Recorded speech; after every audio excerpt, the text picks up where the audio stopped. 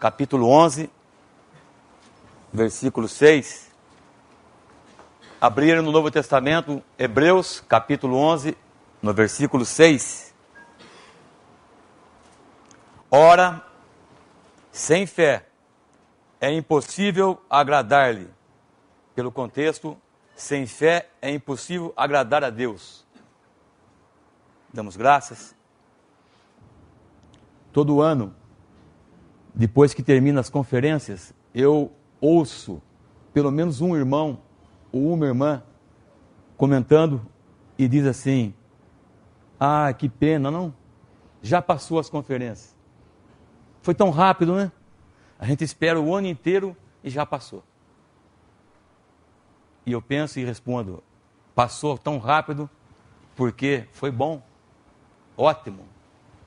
Não há nada melhor para o crente, para aquele que já crê em Cristo Jesus como Senhor e Salvador, para aquele que adora Jesus como seu Senhor e Salvador, ter 2 dias como este, fechado nessa sala, sem nenhuma interrupção, sem nenhum impedimento, e estar aqui meditando e comungando com os irmãos e revendo irmãos, abraçando irmãos, conversando, ouvindo. Por isso que passa rápido, porque é muito bom. Eu diria que é uma amostra grátis do que vai ser no céu, na eternidade. E nós temos esses 2 dias, reuniões para crentes, para cristãos. Para isso são as conferências. Só que nessa hora, na pregação do Evangelho, a gente pede licença para os irmãos, aqueles que já creem, aqueles que já são salvos, e abre esse tempo, essa palavra, para aqueles que, estando aqui nessa sala, ainda não têm a certeza, a segurança e a felicidade de ser salvo, de ter a vida eterna em Cristo Jesus. E eu estou falando agora, então, com quem ainda não crê. E Deus quer falar com você. Seja criança, jovem, adulto, idoso. Preste muita atenção. Esta é uma oportunidade rica, caríssima. Porque você está diante da Bíblia, da Palavra de Deus. E Deus quer falar com você. Você que ainda não crê. Você que ainda não aceitou Jesus como seu Salvador. E eu queria ler 2 versículos, para começar, 2 pedaços de versículos, e para segurança, para tranquilidade de quem ainda não crê, o Evangelho que nós anunciamos é o Evangelho da graça e da salvação de nosso Senhor Jesus Cristo. Preste bem atenção, porque hoje, como já foi dito aqui nas reuniões, aliás, um tema muito feliz, nós estamos estudando, meditando, muito importante para nós. O que há de evangelho falso, mundano, sendo anunciado, pregado, espalhado nesse mundo, não dá para calcular. Todos eles prometendo milhões de maravilhas, mas são evangelhos mundanos, falsos. Este não, com a graça de Deus, anunciamos o evangelho da graça, presta atenção, graça, presente, dado. Salvação, não felicidade nessa terra, não riqueza nessa terra, salvação. E quem é o autor? Filosofia, religião, pastor X, Y, Evangelho da graça e da salvação de nosso Senhor Jesus Cristo. O puro, o simples, tão simples, puro, que uma criança ouvindo pode crer e ser salva. Queria citar 2 versículos no Velho Testamento. Gênesis 3:19 fala assim: no suor do teu rosto comerás o teu pão. Gênesis 3:19. Você tem a Bíblia? Por favor, abra. Gênesis é o primeiro livro. Comecinho do 19. No suor do teu rosto comerás o teu pão. E agora, no Novo Testamento, segunda carta de Paulo aos Tessalonicenses, capítulo 3, versículo 10. No final, segunda Tessalonicenses 3, 10. Que se alguém não quiser trabalhar, não coma também. No suor do teu rosto comerás o teu pão, e se alguém não quiser trabalhar, não coma também. Nós vemos aqui, tanto no Velho como no Novo Testamento, Deus falando a mesma coisa, dando a mesma ordem. Ou seja, trabalha para comer, trabalha para ganhar o seu dia. Uma ordem de Deus. Eu vi uma figura, um quadro, tem lá um agricultor, um camponês, segurando aquele arado simples, aquele arado antigo. E esse arado é puxado por um animal. Esse animal puxa o arado e o camponês vai atrás segurando. E eu vi na fronte dele o suor. E esse quadro mostra perfeitamente essa ordem de Deus. No suor do teu rosto comerás o teu pão. Se alguém não quiser trabalhar, não coma também. Eu estava conversando essa manhã com o seu Emílio, que do alto dos seus 93 anos, me contava ele, que aos 7 anos ele foi o homem que segurava esse arado, lá na fazenda Quilombo. E eu vejo que é uma imagem bonita, um homem trabalhando para ganhar o sustento da sua família. Uma imagem bonita, só não é perfeita. Porque, infelizmente, o homem tenta, com esse trabalho que lhe faz ganhar o sustento de cada dia, tenta com esse trabalho também conseguir a salvação da sua alma. E essa é uma coisa impossível de se concretizar. Simplesmente porque esta não é a vontade de Deus. Deus, na sua palavra, não revela isso. E eu estou citando esse tema porque serviu para mim.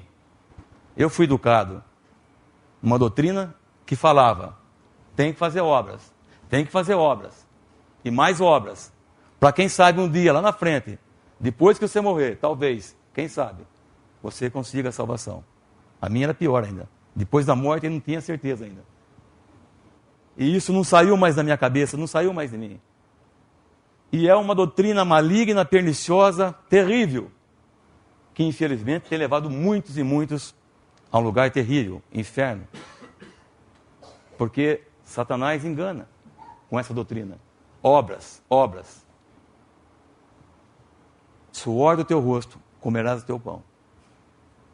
Aquele que não quiser trabalhar, não coma também. Essa é uma terrível doutrina que está espalhada. As obras, tem que fazer obras. E nesse assunto de vital importância para cada um, o pensamento do homem não está em acordo com o pensamento de Deus. Não está. O pensamento do homem nesse assunto de salvação da alma, o homem natural, o homem no seu estado que ele vem a esse mundo, não bate. Não está em sincronia com o que Deus pensa. E se alguém aqui nessa sala ainda não tem crido, não tem a Jesus como Senhor Salvador, pode ter a certeza do que eu vou falar para você agora. Este assunto, salvação da sua alma, é o mais importante da sua vida. É o assunto que tem mais da importância. Vou fazer vestibular. Estou pensando num trabalho novo. Minha saúde. Casamento. Mudança de cidade. Tudo isso são coisas pequenas. Coisas pequenas. A salvação da sua alma é o mais importante. E, como eu disse, infelizmente, terrivelmente, nesse assunto, o homem pensa diferente do que pensa Deus, do que é a verdade de Deus. Abrimos, por favor, no livro de Isaías, capítulo 55. Isaías 55, versículo 8, diz assim: porque os meus pensamentos não são os vossos pensamentos, os vossos caminhos não são os meus. Os pensamentos de Deus sobre a salvação, lá em cima. Os caminhos de Deus, lá em cima. Os pensamentos do homem sobre a salvação. Os caminhos do homem, lá embaixo. Porque os meus pensamentos não são os vossos pensamentos, nem os vossos caminhos, os meus caminhos, diz o Senhor.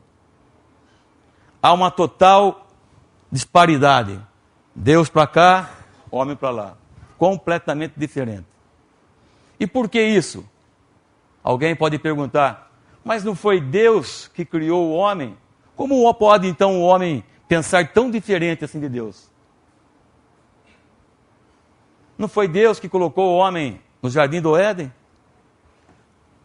Para lavrar, para cuidar lá? Foi. E foi muito bonito, muito bom. Até que um momento aconteceu uma coisa terrível. Um pecado aparece na cena, de uma cena maravilhosa da criação de Deus. O homem habitando o jardim do Éden. E o que acontece? Uma desobediência, um só pecado. Pronto, bastou para arruinar tudo, para quebrar a comunhão de Deus com o homem. Adão e Eva pecam, desobedecem a Deus. Podemos ler rapidamente Gênesis capítulo 2. Gênesis capítulo 2, no versículo 16. E ordenou o Senhor Deus ao homem, dizendo: de toda árvore do jardim comerás livremente, mas da árvore da ciência do bem e do mal, dela não comerás, porque no dia em que dela comeres, certamente morrerás. Texto claro, pequeno, simples, qualquer pessoa entende. E a gente ouve por aí, eu não leio a Bíblia, não consigo entender, é muito difícil. Nesses dois versículos, nós vemos como Deus fala tão claro, tão simples ao coração do homem. Qualquer pessoa, basta ouvir, abrir os ouvidos, abrir o coração para entender. Deus dá uma ordem: de toda a árvore do jardim comerás livremente. Podiam comer de todas as árvores do jardim, mas de uma não podia, da ciência do bem e do mal.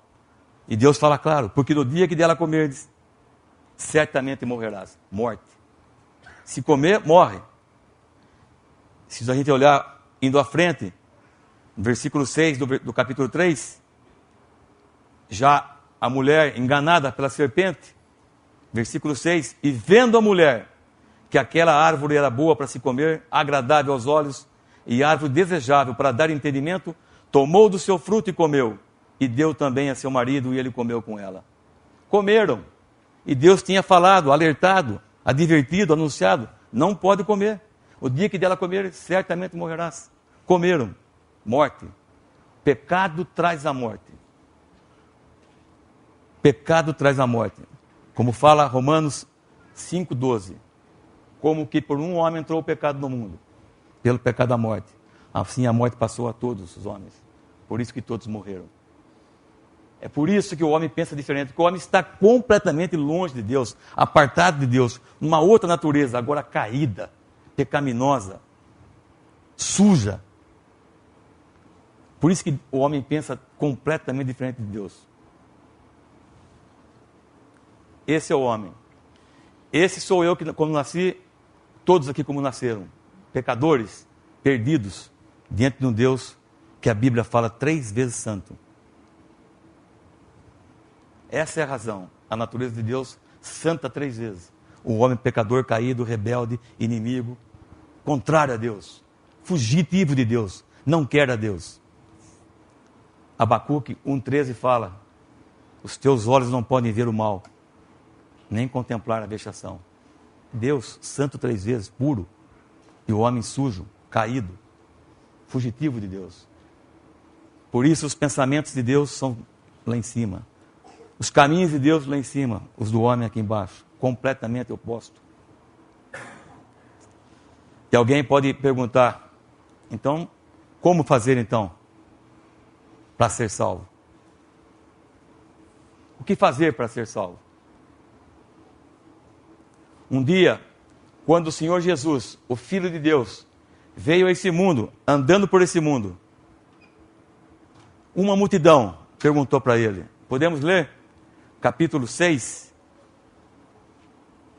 João, Evangelho de João, capítulo 6. Versículo 28. Evangelho de João 6, 28. Disseram-lhe, pois, que faremos para executarmos as obras de Deus? Prestem atenção na pergunta que essa multidão faz ao Senhor Jesus. Que faremos para executarmos as obras de Deus? Repare que a palavra obra está no plural, obras. Obras, obras, obras, obras. É o que o homem quer fazer. Ele quer agradar a Deus, quer conseguir sua salvação através de suas obras. Pensa, agora repara bem na resposta do Senhor Jesus dá a essa multidão. Versículo 29. Jesus respondeu e disse-lhes: a obra de Deus é esta, que creiais naquele que ele enviou. A multidão pergunta sobre obras. Obras. O Senhor Jesus responde: a obra de Deus é esta. Uma obra. A obra de Deus é esta. Talvez a multidão, antes do Senhor Jesus terminar essa resposta, opa, tem uma obra aí para fazer. Mas olha só o complemento da resposta que o Senhor Jesus dá. Que creiais naquele que ele enviou. Creiais naquele que ele enviou. Essa é a obra que o homem pecador tem que fazer. Creiais naquele que ele enviou. Quem é esse naquele? Quem é aquele que Deus enviou? O Filho de Deus, Jesus Cristo, que veio a esse mundo para morrer pelos pecadores. A obra de Deus é essa, que creiais naquele que ele enviou. Crer da maneira mais simples possível. Crer como uma criança crê, acredita quando ela pergunta para o pai alguma coisa que ela não conhece, e o pai simplesmente dá a resposta, ela aceita. Pai, o que é isso? Ele fala: isso é uma fechadura. Ah, fechadura, tá bom. Acreditou, ficou por isso. Creu 100% no que o pai disse. Assim deve ser a fé do homem em Cristo Jesus. Uma fé simples, sem questionar, sem perguntar. Falou, acreditou. Crer sem ver. A obra de Deus é esta, que creiais naquele que ele enviou.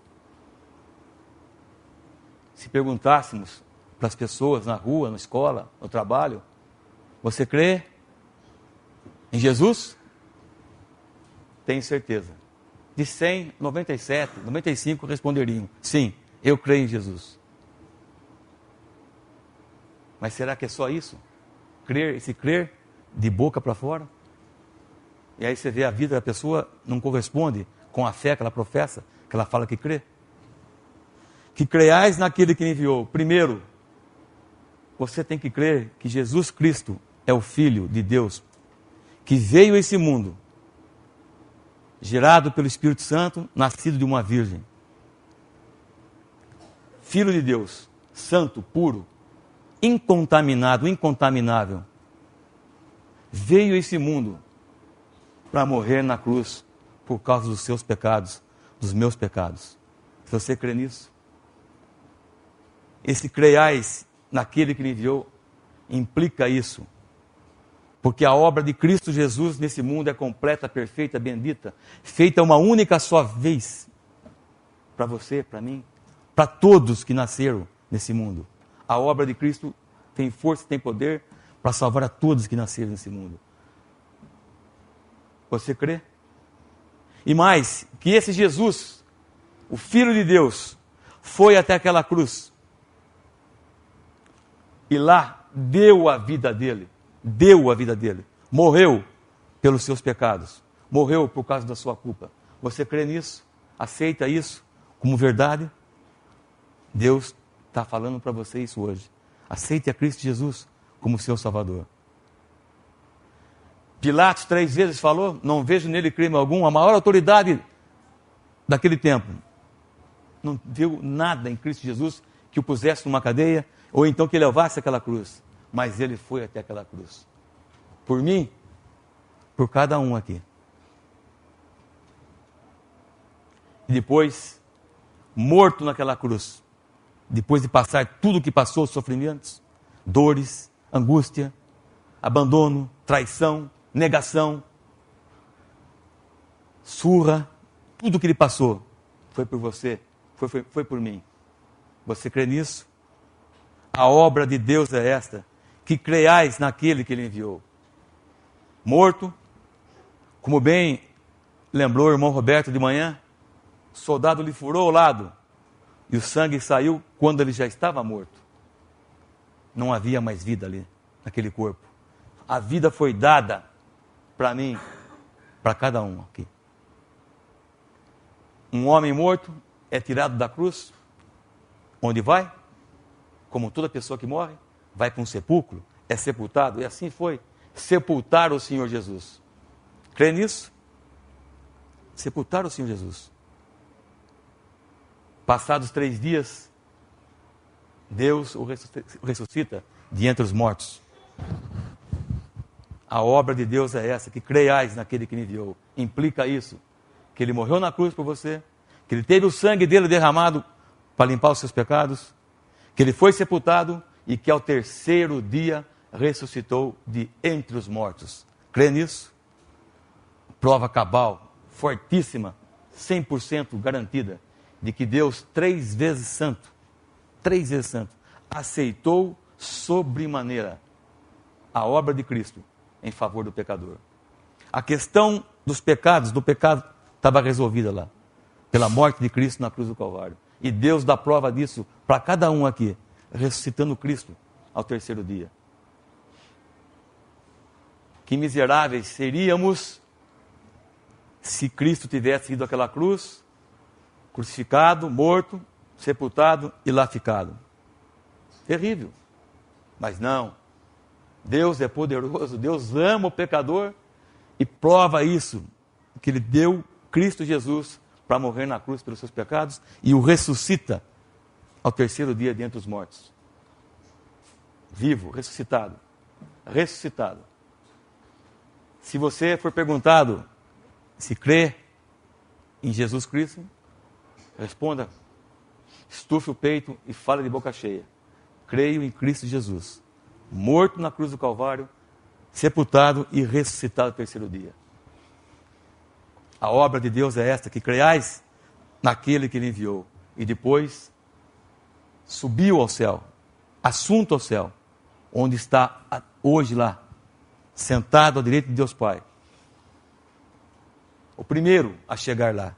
O primeiro de uma fila de muitos. Graças a Deus. A obra de Deus é esta, que creiais naquele que enviou. Você crê?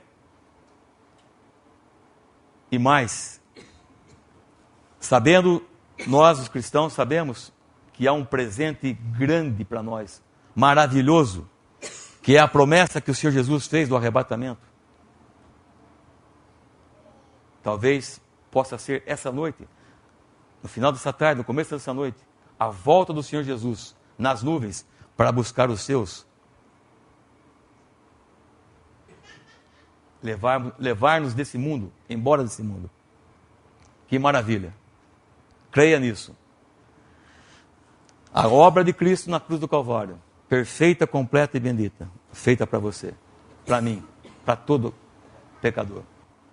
Quero ver rapidamente 3 porções na palavra de Deus que pode nos ajudar a ver esse assunto de obras. Podemos ler em Atos, capítulo 16, Atos dos Apóstolos, capítulo 16.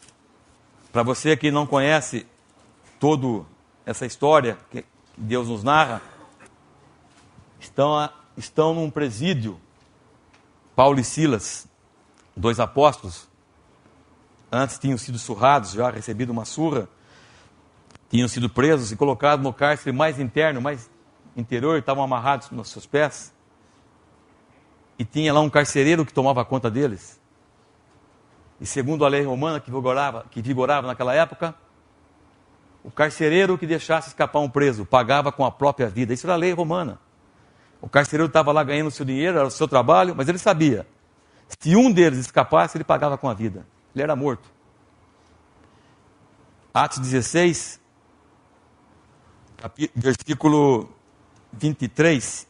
E havendo-lhes dado muitos açoites, O lançaram na prisão, mandando ao carcereiro que os guardasse com segurança, o qual, tendo recebido ordem, os lançou no cárcere interior e lhe segurou os pés no tronco. E perto da meia-noite, Paulo e Silas oravam e cantavam hinos a Deus, e os outros presos os escutavam. E de repente sobreveio um tão grande terremoto que os alicerces do cárcere se moveram, e logo se abriram todas as portas, e foram soltas as prisões de todos. E acordando o carcereiro, e vendo abertas as portas da prisão, tirou a espada e quis matar-se, cuidando que os presos já tinham fugido. Mas Paulo clamou com grande voz, dizendo: não te faças nenhum mal, que todos aqui estamos. E pedindo luz, saltou dentro, e todo trêmulo se prostrou ante Paulo e Silas. E tirando-os para fora, disse, preste bem atenção no que diz esse carcereiro para Paulo e Silas. E tirando-os para fora, disse: senhores, que é necessário que eu faça para me salvar? Um carcereiro, para cuidar de presos naquela época, tinha que ser um homem muito forte, grande, rude, braços fortes, mãos grandes, porque ele ficava 24 horas naquele presídio e tinha que cuidar dos presos, não podia deixar nenhum escapar. Esse homem é um homem rude, fortíssimo, imagino, é o meu pensamento, pela profissão que ele exercia, pelo trabalho que ele tinha que fazer lá. E ele se convence que é pecador diante desse terremoto que Deus dá.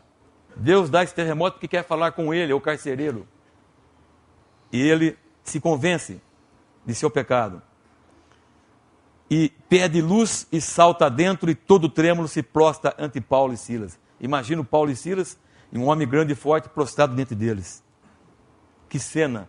Só um coração tocado por Deus, só um coração que a palavra de Deus chegou com força, pode fazer isso, fazer um homem desse tamanho se prostrar diante de Paulo e Silas. E ele é ansioso, ele quer saber agora, ele pergunta: que é necessário que eu faça, fazer para me salvar? E os dois, Paulo e Silas, ao mesmo tempo respondem juntos: crê no Senhor Jesus Cristo e serás salvo tu e a tua casa. Crê no Senhor Jesus Cristo e serás salvo tu e a tua casa. Sem obra. Crê.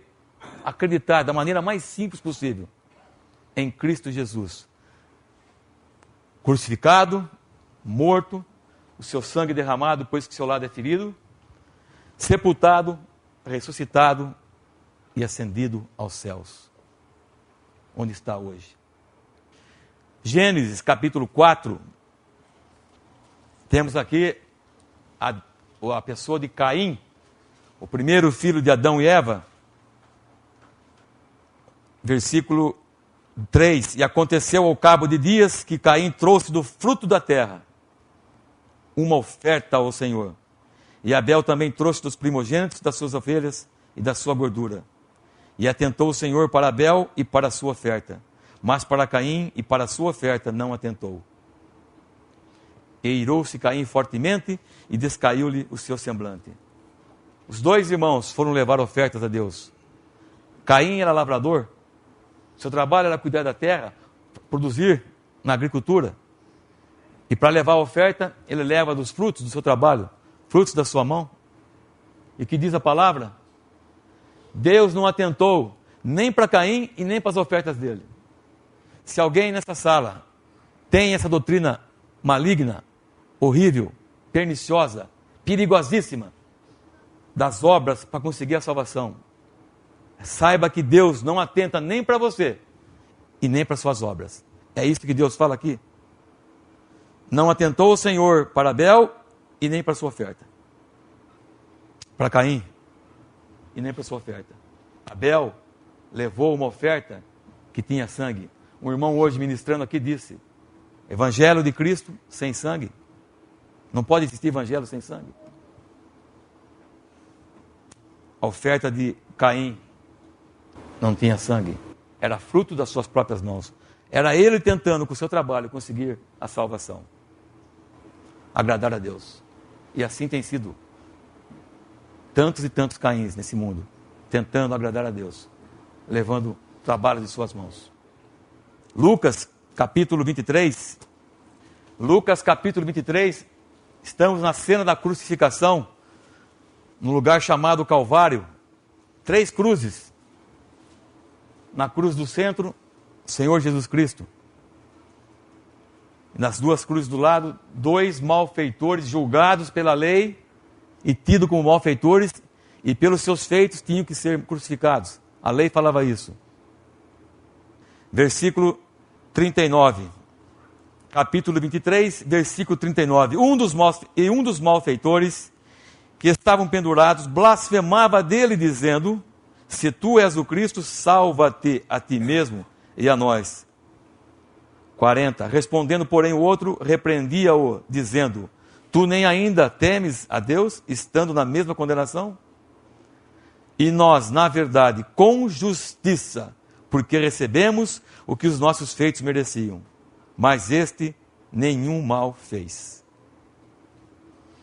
Um pecador, fora da lei, julgado, condenado segundo a lei, estava pregado lá, os 2, ao lado do Senhor Jesus. Esse homem que fala no versículo 41, e nós, na verdade, com justiça, porque recebemos o que os nossos feitos mereciam, mas este nenhum mal fez. Olha a confissão desse homem. Últimos segundos de sua vida.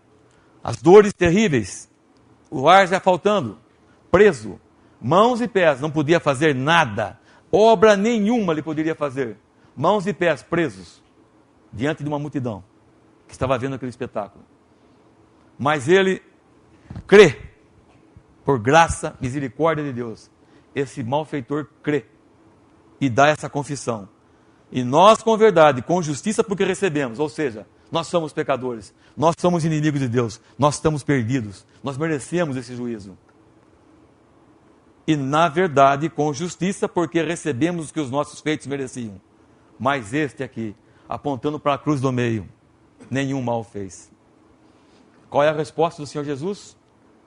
Qual é o diálogo que se desenvolve entre o Senhor Jesus e ele? E ele, com toda a ousadia, com toda a confiança, porque um pecador, por pior que seja, a pior situação que esteja, reconhecendo-se pecador diante de Deus 3 vezes santo, clamando por salvação, o Senhor dá salvação. O Senhor dá salvação a quem quer que seja, ao pior dos pecadores, até para um crucificado que estava lá naquela cruz. E ele enche-se de coragem, de alegria e com ousadia, diz ao Senhor Jesus: Senhor, já agora o que está na cruz do meio não é um crucificado qualquer, não é um qualquer, é Senhor, lembra-te de mim quando entrares no teu reino. Se alguém nessa sala não tenha Jesus ainda como Salvador, que possa fazer essa noite, que possa chamá-lo de Senhor, lembra-te de mim. Imediatamente o Senhor Jesus lembrará, como lhe fala aqui no versículo 43. E disse-lhe Jesus: em verdade te digo que hoje, não é amanhã, daqui a um ano, quem sabe, como a doutrina que eu fui ensinado, quem sabe, talvez, se depende disso, daquilo, não. E disse-lhe Jesus: em verdade te digo que hoje estarás comigo no paraíso, salvo, perdoado, lavado no sangue do Cordeiro. Que obra fez esse homem? Nenhuma. Nenhuma. Creu, uma fé simples, pregado naquela cruz, ele creu que no meio, na cruz do meio, estava o Salvador. Estava Jesus, o Filho de Deus, puro, santo, incontaminado, incontaminável, dando a vida dele pelos pecadores. Efésios capítulo 2, versículo 8. Para que fique bem claro, se alguém tem, eu digo isso porque demorou, só mesmo a misericórdia de Deus, só mesmo o amor de Deus, a graça de Deus, para tirar isso de mim. Quantos irmãos vieram até mim, eu lembro, e falavam com paciência e mostravam, obras, tem que fazer. Foi isso que eu aprendi, desde pequenininho, obras, mas eu nunca parei com tranquilidade, com calma, para colocar os olhos em Efésios 2,8. O irmão queria falar, eu repudiava. Um até toquei na minha frente. versículo 2, capítulo 2, versículo 8. Porque pela graça sois salvos. É graça, é presente, é dom de Deus. Pela graça sois salvos. Por meio da fé simples, crendo, aceitando a Jesus, o sacrifício feito na cruz do Calvário. E isto não vem de vós, é dom de Deus, é presente de Deus. O homem não precisa fazer nada, basta crer. Quem já fez Cristo na cruz do Calvário? E que obra? E que sofrimento? E o que ele passou? Não merecia nada daquilo e passou por tudo aquilo, por minha causa, por causa de cada um aqui. Não vem das obras, para que ninguém se glorie. Só o versículo 8 estaria bom, mas Deus é perfeito, na sua palavra ele fala, no versículo 9, não vem das obras, para que ninguém se glorie. Alguém fala, não entendo a Bíblia, é difícil. Tão claro como está aqui, não vem das obras, para que ninguém se glorie. Basta ler, Deus está falando isso aí. Que bom, irmãos e amigos, temos esse tempo junto na palavra de Deus, para falar desse presente que é a salvação, que Deus ainda hoje está oferecendo, está ofertando, está dando, para quem quer que seja o pecador. Sejam quais são os pecados que tenha cometido, Deus ama você de tal forma, que entregou o Filho dele na cruz do Calvário, para salvar. Eu falei no começo que essa é uma reunião para pessoas que ainda não creem, e os que creem podem estar perguntando, né? E nós? Só para eles? Só para aqueles que não creem? Não. Irmãos, a pregação do Evangelho é primeiro para aqueles que não creem, para aqueles que estão nas trevas, cegos, praticando obras e pensando estar agradando a Deus, e Deus não atenta para essas obras. Deus atenta para a fé de um homem, no seu Filho Jesus. Pregação do Evangelho também é para nós, cristãos, já salvos, já perdoados, adoradores de Cristo Jesus. Muitas vezes nós temos compromissos nesse mundo, sociais, e temos que ir. Por exemplo, a minha família se reúne muito numa chácara, no final de semana, começa no sábado e termina no domingo. Sempre assim. E comida, música, tem tudo que esse mundo gosta. E sempre no domingo, 6h30, eu e a Rita nos retiramos quando vamos. Temos um compromisso. E vamos embora e vamos para o Evangelho. E não foi uma nem duas vezes que eu ouvi deles. Mas se vocês já são salvos, por que vocês têm que ir tanto nesse Evangelho? Todo domingo nesse Evangelho.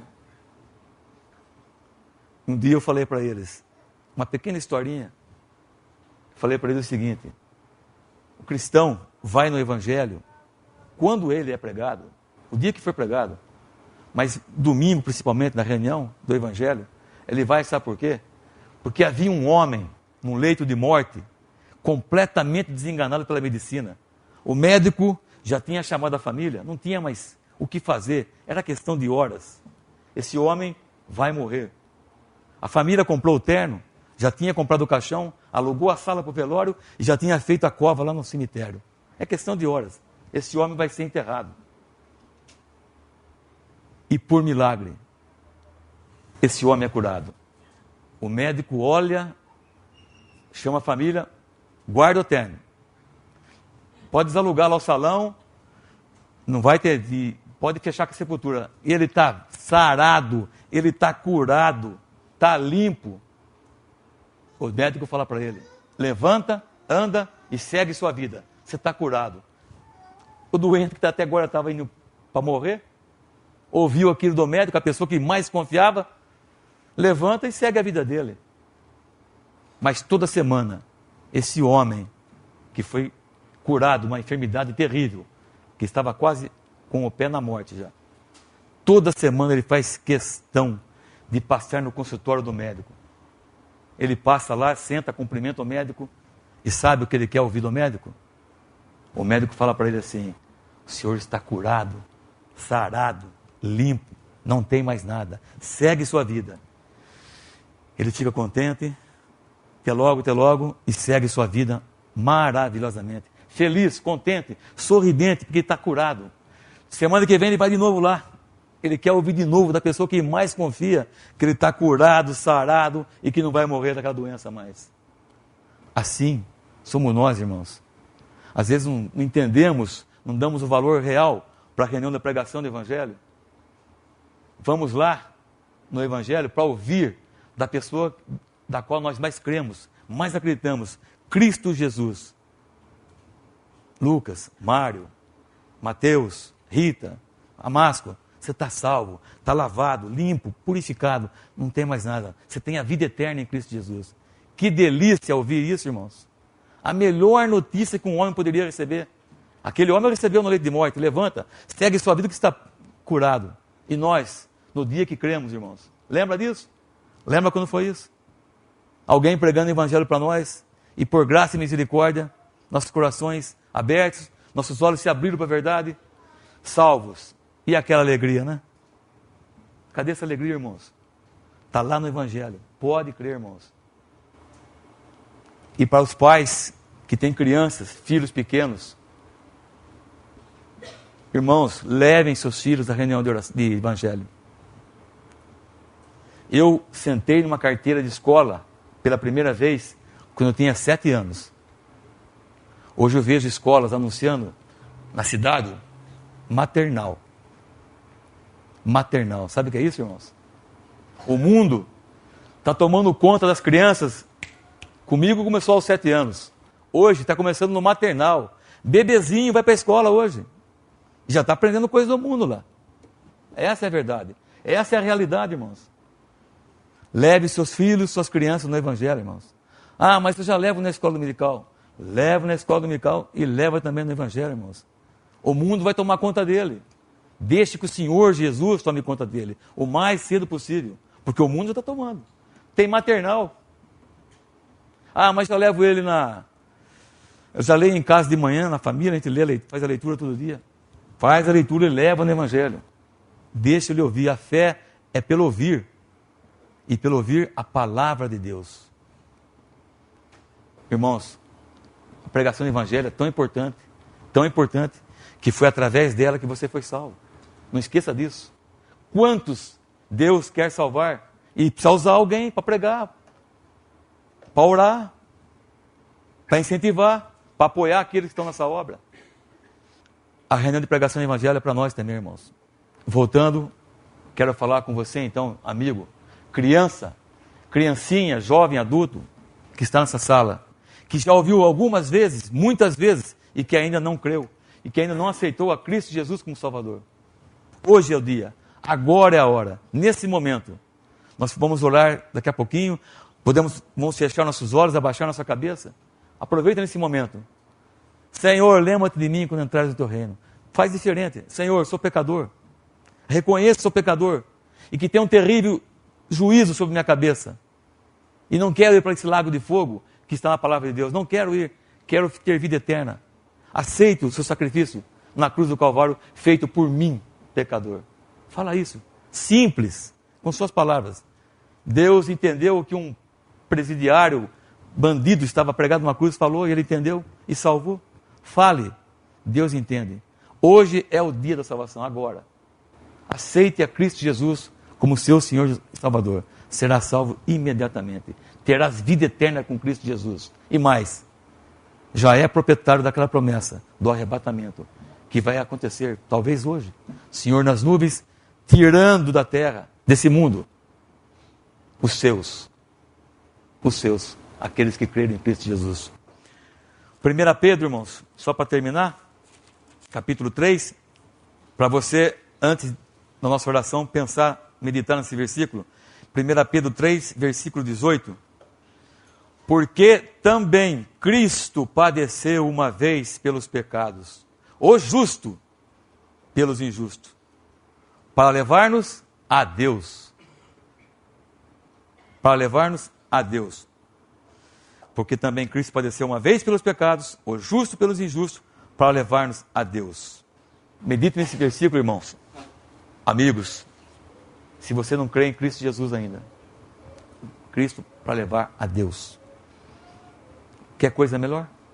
Eternidade com Cristo Jesus. Damos graças